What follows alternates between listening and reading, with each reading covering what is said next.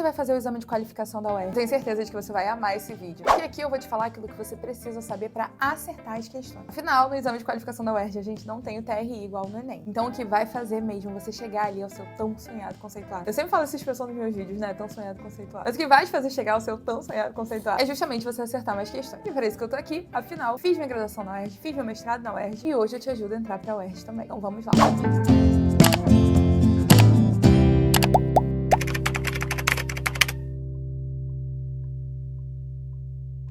Eu trouxe aqui 5 coisas que eu acho fundamentais para você conseguir acertar o máximo de questões possíveis dentro da área de linguagens, principalmente, no vestibular UERJ. Então nós vamos olhar uma por uma e em algumas delas eu vou até dar alguns exemplos para vocês. Mas antes, eu queria pedir a sua ajuda para que eu consiga bater 10k lá no Instagram, gente, porque eu ainda não tenho 10 mil seguidores. Eu tô até mudando o nome do meu Instagram, nome não, aquele negócio, @ esqueci o nome disso, user, pra ver se eu consigo que as pessoas me achem com mais facilidade para bater os 10k. Então você vai me ajudar agora. Vai lá no meu Instagram e me segue. Primeira coisa importante para você acertar as questões. Gente, tem que prestar atenção aos comandos. A UERJ, ela é muito direta nos comandos. E o que eu vejo as pessoas se perdendo, né? Às vezes, elas olham para as provas da UERJ com aquele olhar que tá mais condicionado às provas do Enem. As provas do Enem, elas têm enunciados super longos, super cansativos, texto atrás de texto. Então, é normal que os alunos se condicionem muito pelo caminho da interpretação e saiam um pouco da objetividade. Só que a UERJ é uma prova muito mais objetiva que o Enem. O que isso quer dizer? A UERJ não cobra interpretação de texto? Cobra bastante. No último exame de qualificação, inclusive,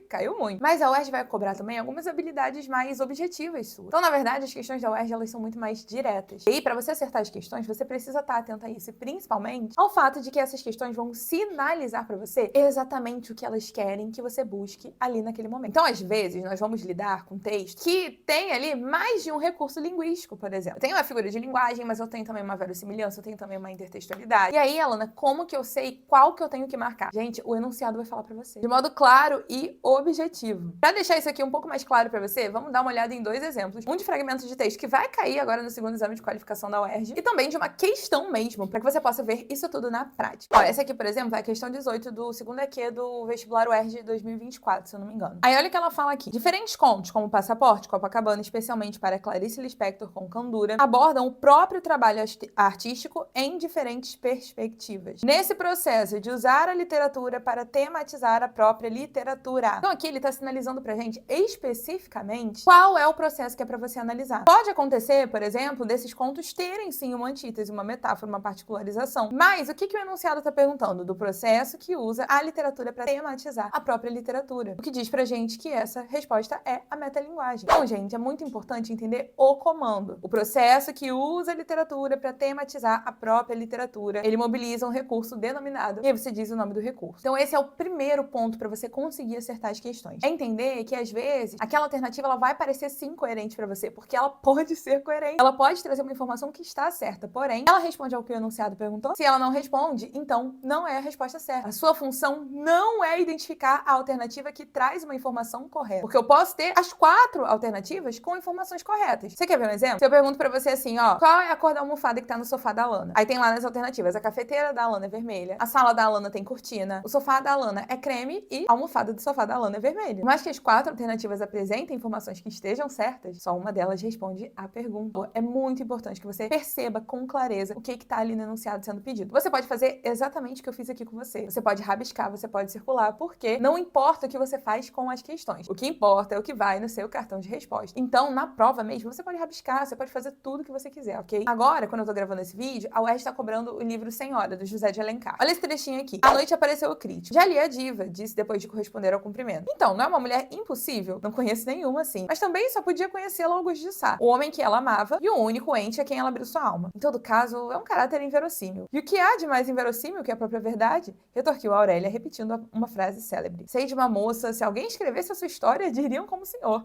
É impossível, essa mulher nunca existiu. Entretanto, eu a conheci. Aí vem um comentário do nosso narrador intruso. Mal pensava Aurélia que o autor de Diva teria mais tarde a honra de receber indiretamente suas confidências e escrever também o romance de sua vida que ela fazia alusão. Diva, gente, é um romance do José de Alencar. Ele existe na vida real. Então, olha só, isso aqui pode ser cobrado em uma questão que envolva verossimilhança, que é a semelhança da literatura com a realidade, afinal, está se falando de uma obra que existe. Pode ser cobrado metalinguagem, uma vez que eu tenho um romance fazendo referência a um romance. Em um romance, eu tenho personagens comentando um romance. E pode ser cobrado considerado também intertextualidade, por exemplo, porque é um texto fazendo referência a outro texto. Então vocês percebem que eu tenho aqui todos esses processos juntos. O que vai mudar, gente? O que vai definir qual é a resposta certa? É justamente isso que a gente viu, o comando da questão. Então, saber identificar os comandos com clareza é extremamente importante para você. Segundo ponto que é super importante para você que vai fazer o exame de qualificação. Às vezes, nós pegamos questões, principalmente de interpretação, em que a gente fica em dúvida, né? Eu acho que é uma alternativa, mas ao mesmo tempo eu acho que é outra. Qual que é a alternativa correta? E, gente, vamos lá. Primeira coisa dessa dúvida aí. Normalmente, quando uma prova é bem elaborada, porque nós temos provas sim que são péssimas, ela não vai dar muita margem para dúvida, gente, porque senão os alunos vão entrar com recurso, isso gera um problemão, e além do fato de que isso não é ético com o candidato. Então, na maioria dos casos, só existe uma única resposta possível, de modo claro mesmo. Então, se você tá achando que pode ter ali mais de uma resposta possível, como que você vai sair dessa enrascada? Lembra da minha vozinha na sua cabeça. Só uma resposta entre todas as alternativas pode ser comprovável com as informações que estão no texto. Isso quer dizer que todas as informações vão estar explícitas? Não. Mas até as questões que envolvem processos de inferência, elas partem de informações que estão no texto, ou no romance, ou no seu conhecimento daquele romance, que a UERJ, ela cobra um livro, né? Ela faz a prova em cima de um livro. Isso quer dizer que você tá em dúvida, acalma o seu coraçãozinho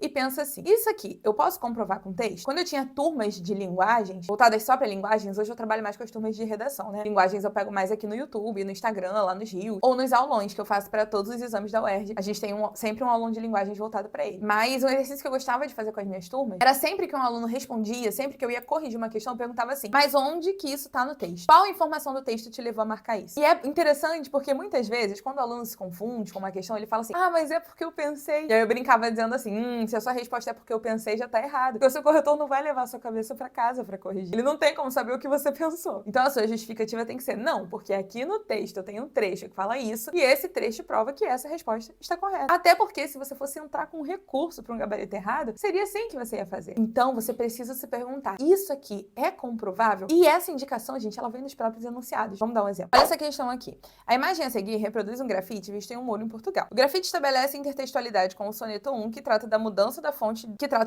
como fonte de desassossego para o poeta quinhentista. Essa aqui foi aquela prova que a UERJ cobrou os sonetos do Camões. Elaborada na contemporaneidade, a mudança retratada no grafite pode ser associada ao seguinte tema presente nos sonetos de Camões. Então, olha só. Aqui existe uma mudança. E o que o enunciado pergunta pra gente? Qual dos temas presentes no soneto de Camões permitem que a gente faça essa associação? Então percebam que o próprio enunciado, ele já dá essa dica pra gente. O UERJ cobra uma questão que fala, sei lá, metáfora, né? A Lana tem um coração de gelo. Meu coração nem é de gelo, tá, gente? Eu juro que não é. Mas enfim. E você tem que assinalar, né, o que essa metáfora tá representando, qual é a analogia que tá sendo estabelecida. O que eu tenho ali que me prova que essa expressão coração de gelo, ela tá atrelada a uma pessoa mais fria, mais calculista. Ah, é um comportamento da Lana. Porque quando a Lana naquela cena faz isso com o personagem, isso indica um coração de gelo. Então sempre busquem, pra vocês não caírem aí nessas armadilhas, essa reflexão. Isso aqui que eu tô achando que é a alternativa correta, é comprovável com algum elemento do texto? Ou eu consigo inferir essa informação a partir de algum elemento do texto? Se não, não pode ser a resposta certa, porque o seu corretor não vai levar a sua cabeça pra casa. Isso é importante, gente, porque a interpretação de texto, ela não é só a compreensão do texto. Sabe por quê? Cada um vai ter uma compreensão diferente baseada no seu conhecimento de mundo. Se balão, pra mim, é uma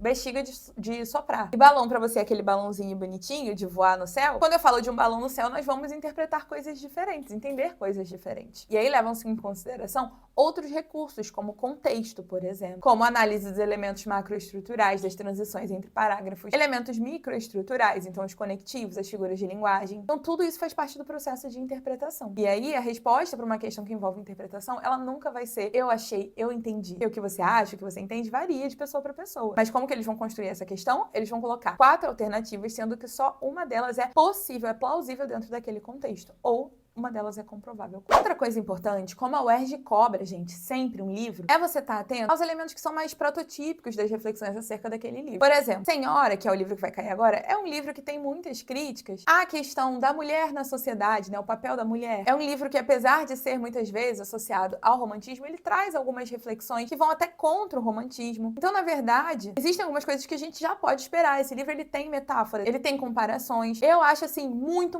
provável mesmo, 90%, 50% de chances da UERJ cobrar uma questão sobre metalinguagem, porque é a cara da UERJ fazer isso. E é uma parada que tem ali no livro. Então, é importante que você olhe também para os conteúdos que você sabe que a UERJ está acostumada a cobrar, mas dentro daquele contexto do livro. O que chama bastante atenção ali? Então, Clarice Lispector, quem fez os aulões comigo vai lembrar. Eu falei em vários aulões. Os alunos, às vezes, chegavam para mim e falavam assim: professora, um professor que eu assisti falou que isso aqui representa isso. Outro professor falou que representa isso. E eu não tô entendendo mais nada. E eu explicava para esses alunos que Clarice Lispector dava margem a várias interpretações mesmo. Que um professor, ele não pode atestar. Isso é isso. Quando a gente fala de interpretação, porque eu tenho muitas lacunas. Tenho muito espaço para a subjetividade do leitor, o que é uma das coisas mais maravilhosas da Clarice. Então, eu sempre explicava isso. Que a UERJ ia trabalhar com possibilidades de interpretação e que a gente tinha que aprender a estar aberto a essas possibilidades e identificar uma resposta certa, não a partir do que eu compreendo, mas sim a partir, como a gente falou agora, né, dos elementos que estão ali. E aí, dito e feito, a gente teve uma prova que foi extremamente pautada em semântica, em interpretação de texto. Então, isso já era esperado. Meus alunos, eles estavam preparados para isso. E é esse o ponto importante, gente. Pense no livro com a cabeça de alguém que já conhece as provas anteriores. Ah, Alana, mas eu não conheço. Pois então, você vai lá no site e vai olhar aquelas provas. E vai ver o que eles costumam cobrar. Eu posso fazer isso pra você? Eu faço isso aqui o tempo inteiro, né? Mas não deveria ser assim apenas. E a gente tem que se acostumar a estudar também com autonomia, a buscar. Porque aqui na internet a gente sabe que tem um monte de coisa diferente, né? E aí como que você vai saber se aquilo tá certo ou não? Você vai lá na fonte. Então se a Alana fala assim, ai, cai muito, sei lá, figuras de linguagem na UERJ. Vai lá, olha as provas anteriores, vê se cai mesmo, confirma aquela informação. Então tem que pensar assim, gente. Olha pros elementos que são prototípicos das críticas, das coisas que tem naquele livro, mas pensando com a cabeça da UERJ, aquilo que a UERJ costuma cobrar. Esses dias, por exemplo, eu postei no Instagram, e eu sempre posto lá nos rios as dúvidas de vocês, né? No TikTok eu também posto. E aí eu postei uma dúvida que uma aluna falou assim: Alana, a UERJ pode cobrar a escola literária? Será que ela vai cobrar pra classificar o livro em romantismo ou realismo? Eu falei, cara, eu acho muito improvável, porque não é o padrão da UERJ. Ela pode pedir sim, que você entenda quais características elas estão mais alinhadas àquilo que o romantismo prevê, aquilo que o realismo tem de tendência estética, mas ela não vai cobrar pra você botar numa caixinha. Normalmente ela não faz isso. Aí eu tava explicando isso, né? Ela até pode dizer assim, nesse trecho isso se aproxima do ideal romântico, do ideal realista, tudo bem, isso pode acontecer. Mas classificar a obra inteira em realismo e romantismo não é o padrão da UERJ. Aí no vídeo eu até falo assim, pode ser que cobre? Pode ser, porque eles podem cobrar qualquer coisa que esteja no edital. Mas é o padrão da banca? Não. Então é uma forma da gente estar mais preparado para acertar as questões. Olha esse exemplo aqui. O suicídio é um tema central em Meu Amigo Pintor. Com base no comportamento dos personagens adultos, deduz-se que esse tema se caracteriza como... Aqui, ó, eu tenho assim, com base nos comportamentos dos personagens adultos. Então, se você já olhou para esse livro pensando nisso, isso aqui, ó, isso aqui é uma parada que chama atenção. Eu também dei um aulão sobre esse livro, se eu não me engano. Isso aqui era uma característica muito marcante do Meu Amigo Pintor. Então, a gente vai discutindo e aí, quando chega na prova, a gente tá mais preparado. Aprenda, gente, a identificar elementos linguísticos, valores semânticos. Então, você quer ver um exemplo? Figuras de linguagem, olha só. Quando a gente olha para uma figura de linguagem, algumas delas podem confundir a gente, certo? Por exemplo, a metáfora e a comparação. As duas são analogias. Mas o que eu faço para diferenciar uma da outra? Eu procuro o meu elemento de valor conectivo que vai explicitar a analogia. Se eu tenho um elemento que explicita a analogia, isso é uma comparação. Traduzindo, uma palavrinha. Então, por exemplo, um como, um tipo. A Lana é tipo uma flor. Comparação.